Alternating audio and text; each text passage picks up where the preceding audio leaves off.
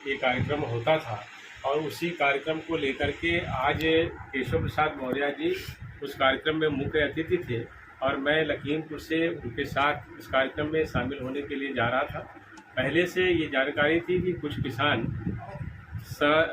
शांतिपूर्ण तरीके से वहाँ पर धरना प्रदर्शन कर रहे हैं और काले झंडे दिखाने का प्रयास है, लेकिन ये था कि लोकतंत्र में इस तरह की घटनाएं सामान्य होती हैं, इसलिए हम लोगों ने उसको कहा कि ठीक है, उनका कार्य है, उसको करें।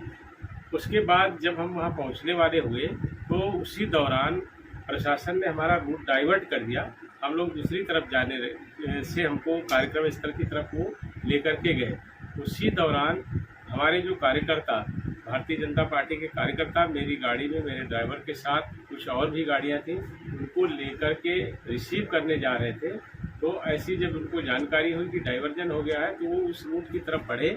उसी दौरान किसानों के बीच में छुपे हुए कुछ उपद्रवी तत्वों ने उनके गाड़ियों पर पथराव किया, गाड़ियों पर लाठी डंडे से वार करने शुरू किए, जिससे गाड़ियों में बैठे हुए लोग हड़बड़ा गए, हमारे कार्यकर्ता हड़बड़ा गए और उनको फिर खींच करके उन लोगों ने लाठी डंडों और तलवारों से मारा पीटा है, जिसके वीडियो भी हमारे पास है।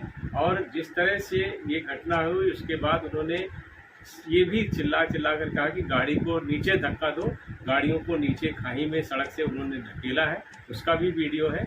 उसके बाद उन्होंने गाड़ियों में आग लगाई, गाड़ियों की तोड़ फोड़ की और इस तरह की घटनाओं को अंजाम दिया है। निश्चित रूप से किसानों के बीच में छुपे हुए उपद्रवी, जैसे लगातार किसान आंदोलन शुरू होने के समय से ही गब्बर खालसा ऐसे बहुत सारे आतंकवादी संगठन लगातार ये प्रयास कर रहे थे कि देश में अशांति को फैलाया जाए, देश में अराजकता बढ़े, और इसी क्रम में मुझे लगता है ये घटना हुई है।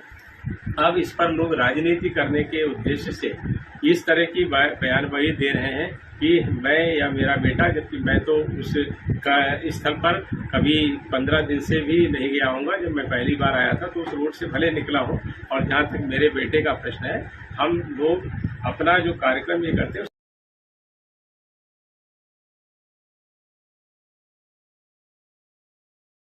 बिल्कुल गलत बात है।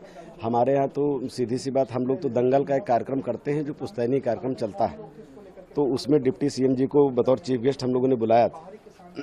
उन्हीं को रिसीव करने के लिए काले शरण तिराहा, जो बिलाया यूनियन के नाम से भी जानते हैं, वहाँ पर हमारे 3 वाहन उनको रिसीव करने के लिए लेने जा रहे थे।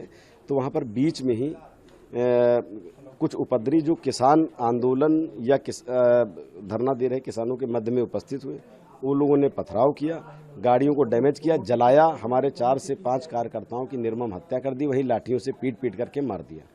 सर, आप किस काफिले में कितनी गाड़ियां थी और इल्जाम लगाया था कि आपकी गाड़ी के द्वारा रौंदा गया है? नहीं, तीन हमारे यहाँ गाड़ियां थी।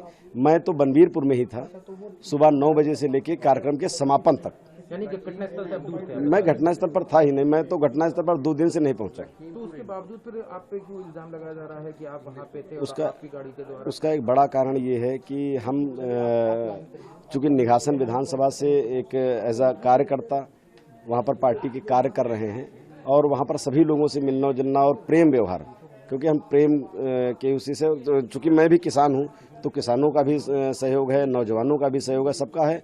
तो हो सकता है कि कुछ उनका रहा हो, उनको पसंद ना हो, हम इस तरीके से राजनीति करके उन लोगों ने करा हो। भाई भगवान, उसमें कितने किसान और क्या आपके भी कुछ लोग उसमें? हमारे भाई सब 4 कार्यकर्ताओं की हत्या की पुष्टि हो कर दी। 4 कार्यकर्ताओं की बूथ स्तर, सेक्टर स्तर के कार्यकर्ताओं की हत्या करी गई है।